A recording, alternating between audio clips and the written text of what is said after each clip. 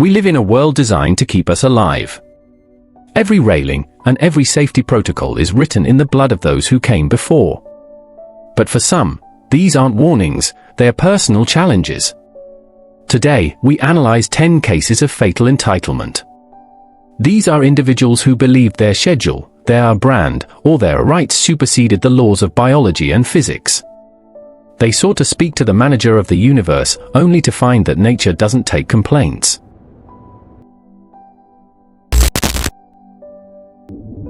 The Grand Canyon is a geological masterclass in scale, stretching 277 miles long and over a mile deep. While the National Park Service has installed over 4,000 linear feet of safety railings at the most popular overlooks, these barriers are often viewed by a specific type of visitor as a suggestion rather than a life-saving necessity. In this environment, the distance between a perfect sunset photograph and a non-survivable fall is often less than 12 inches. It was October 14, 2024, at Mather Point, one of the most visited overlooks on the Grand Canyon South Rim in Arizona. The evening golden hour had drawn hundreds of tourists, all vying for a clear view as the sun dipped toward the horizon. Among them was 61-year-old Gail Henderson. A boutique owner from Scottsdale, Gail was a frequent traveler who often shared her adventures with an online following. Her associates described her as someone who grew easily impatient with tourist traps and the crowds that came with them. The South Rim features designated walkways and reinforced steel railings designed to keep visitors away from the unstable Kaibab limestone that forms the rim.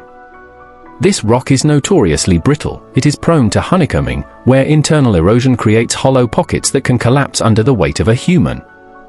Gail, however, found the crowds at the railing to be an obstacle to her artistic vision. Witnesses observed her walking nearly 100 feet past the end of the safety barrier, entering a zone clearly marked with "Stay Behind" railings signage. To Gail, the barren ledge beyond the fence appeared solid and offered the unobstructed view she felt she deserved. She reportedly told a nearby family that the railings were for people who don't know how to walk. She moved to a narrow outcrop, positioning her back to the abyss to capture a selfie with the vast, red rock interior as her backdrop. As she adjusted her stance to get the perfect framing, she stepped back onto a patch of loose scree, a mix of small rocks and fine dust that acts like ball bearings on sloped surfaces.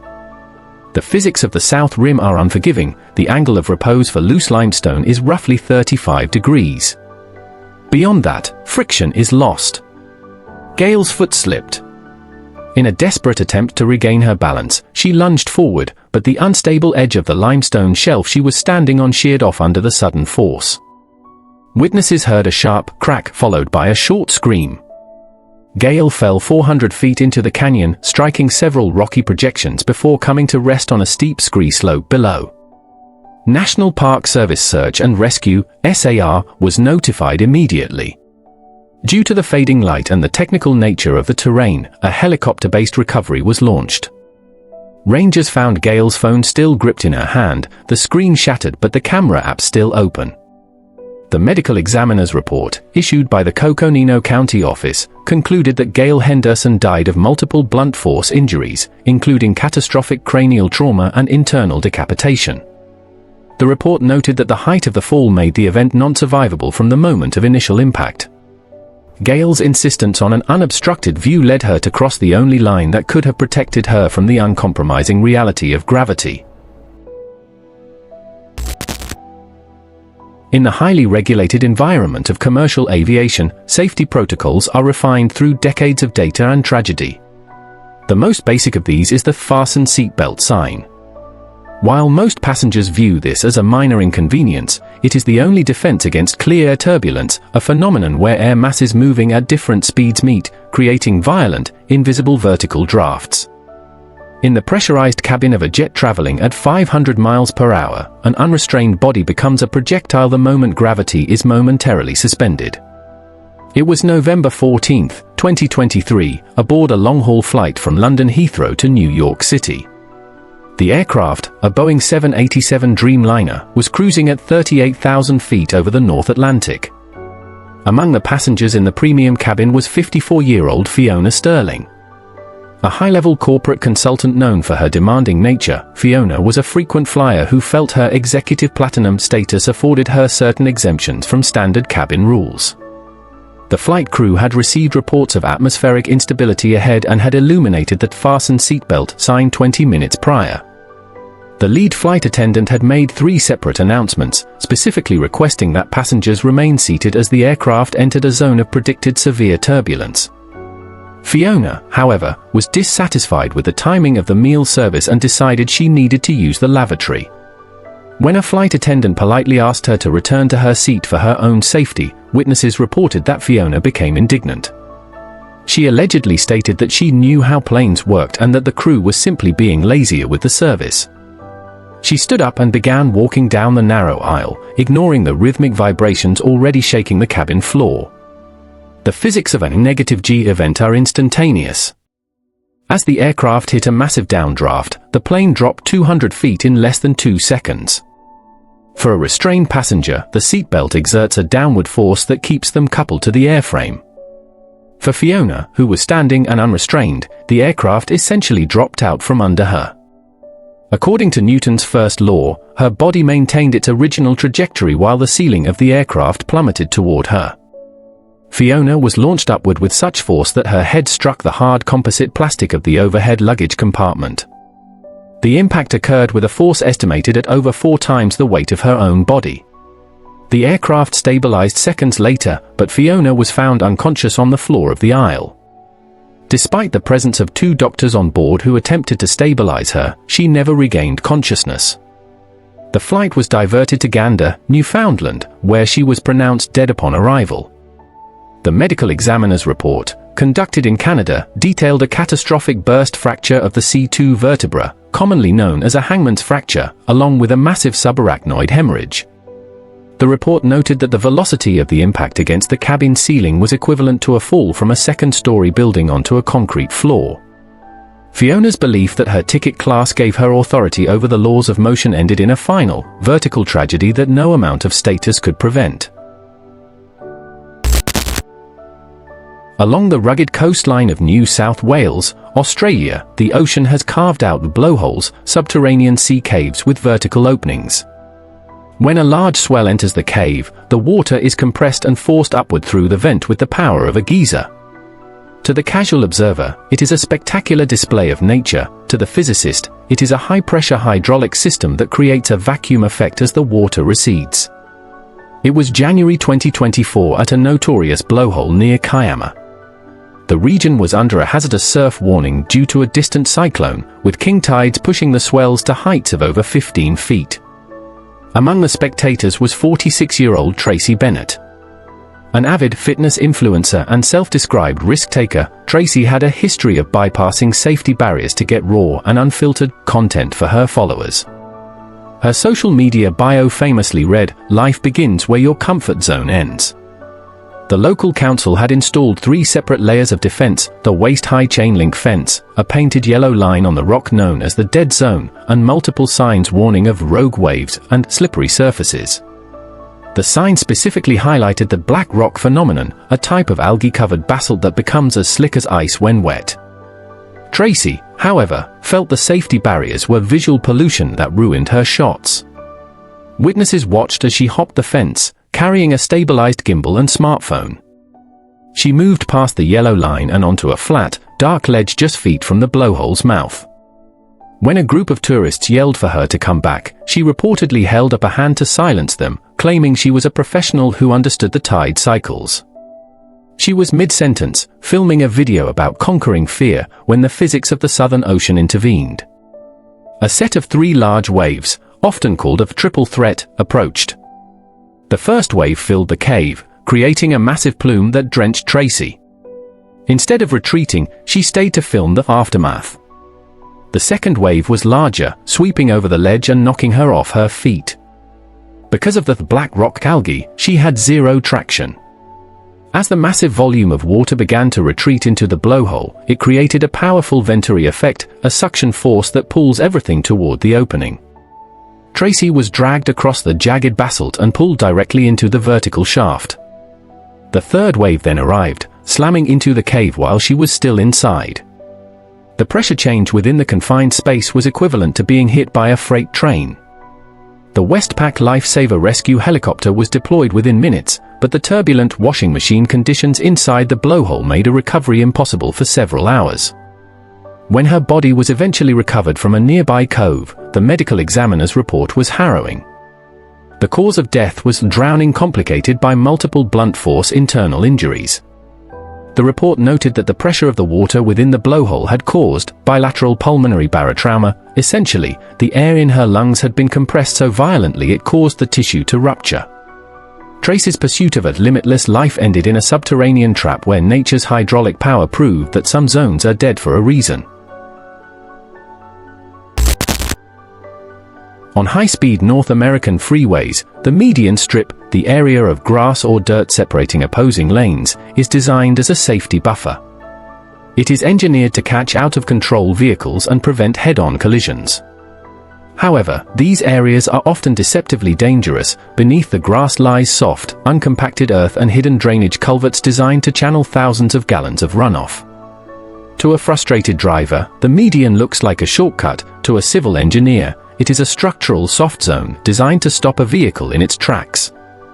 It was April 2024 on a stretch of Highway 401 near Milton, Ontario. A multi-vehicle accident several miles ahead had brought all eastbound traffic to a complete standstill. Police had issued a stay-in-your-vehicle order while emergency crews worked.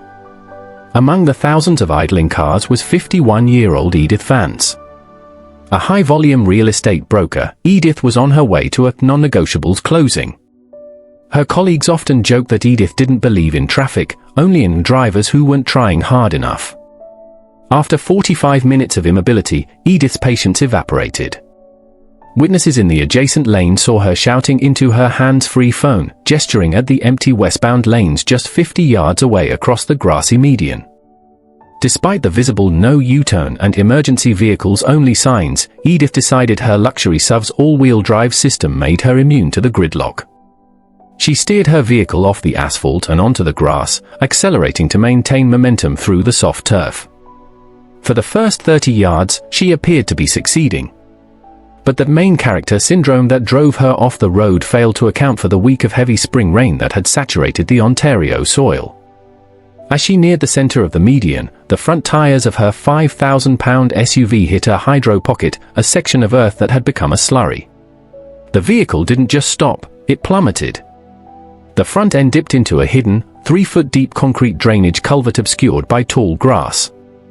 The sudden deceleration caused the SUV to pitch forward and roll onto its side, the passenger cabin sinking into the freezing, muddy runoff. Because the vehicle was tilted at a 45-degree angle against the culvert wall, the driver's side door was pinned shut by the weight of the car, and the passenger side was submerged in water. The electric window motors, short-circuited by the water, became inoperable. Edith was trapped in a self-made pressurized chamber. Emergency crews, already stretched thin by the primary accident, reached her 10 minutes later after witnesses reported the rollover. They found the SUV nearly halfway submerged in the culvert. Despite using heavy-duty extraction tools to cut through the reinforced frame, the internal flooding had been too rapid. The medical examiner's report cited drowning complicated by hypothermia. The report noted that the freezing temperature of the runoff, approximately 4 degrees Celsius, had triggered a cold shock response, making it impossible for the victim to maintain the breath hold required to find an air pocket. Edith's belief that her schedule took precedence over the laws of civil engineering led her into a literal pit from which there was no closing to attend. In the world of urban architecture, a skyscraper under construction is not yet a building, it is a complex skeletal system of open zones. Safety in these Tier 1 construction sites is managed through strict zoning and the use of temporary floor covers. To the untrained eye, a piece of weathered plywood lying on a concrete floor looks like a solid surface. To a structural engineer, that plywood is a marker, a temporary lid covering a high-velocity air shaft or a utility drop that can descend hundreds of feet through the core of the structure. It was June 2024 in downtown Chicago. 28-year-old Sarah Jenkins, known to her followers as Skywalk Sarah, was a burgeoning lifestyle and aesthetics influencer. Her brand was built on conquering the urban jungle, which frequently involved trespassing into restricted zones to capture high-altitude cityscapes. Her social media was a gallery of legs dangling over ledges and hidden views of the skyline. Friends described Sarah as someone who viewed "do not enter" signs as free marketing for her next viral post. At approximately 2 a.m., Sarah and a companion bypassed a perimeter security fence and entered a 60-story residential tower currently in the fit-out phase. They climbed the internal service stairs to the 42nd floor, seeking the perfect vantage point for a sunrise time-lapse. The floor was dark, lit only by their smartphone flashlights. In these environments, the lack of permanent lighting creates depth perception illusions, where flat surfaces and open voids appear identical. Sarah moved toward the building's exterior, stepping over a yellow safety warning tape that had been cordoned off by the VAC team. She saw what she believed was a solid platform near a window, a large, 4x8 sheet of unsecured plywood. Witnesses, via her companion's later testimony, said Sarah intended to stand on the platform to get a higher angle for her camera. She reportedly laughed off her friend's hesitation, stating that construction workers are just overly cautious. The physics of a tip-up fall are instantaneous. The plywood was not bolted, it was simply resting over a 3-foot-wide ventilation shaft. As Sarah stepped onto the edge of the board, her center of gravity shifted beyond the support of the concrete lip. The board acted as a lever, tipping up vertically and sliding into the shaft along with her. Without a solid surface to grab, Sarah entered a state of free fall within the confined, lightless shaft. The velocity of a human body in free fall reaches approximately 120 miles per hour, but in a narrow shaft, the primary cause of death is often the ricochet effect, striking the steel reinforcement bars and concrete protrusions on the way down. Sarah fell 12 stories before striking a heavy-duty debris net on the 30th floor. While the net was designed to catch falling tools, it was not rated for the kinetic energy of a human body falling from that height. The impact was equivalent to a high-speed car crash. Emergency responders located her 3 hours later. The medical examiner's report detailed extensive blunt force polytrauma, including a fractured skull and multiple compound fractures to the lower extremities. The report concluded that death was instantaneous upon the first major impact. Sarah's search for the ultimate aesthetic led her into a vertical void where the laws of physics were the only thing that remained unfiltered.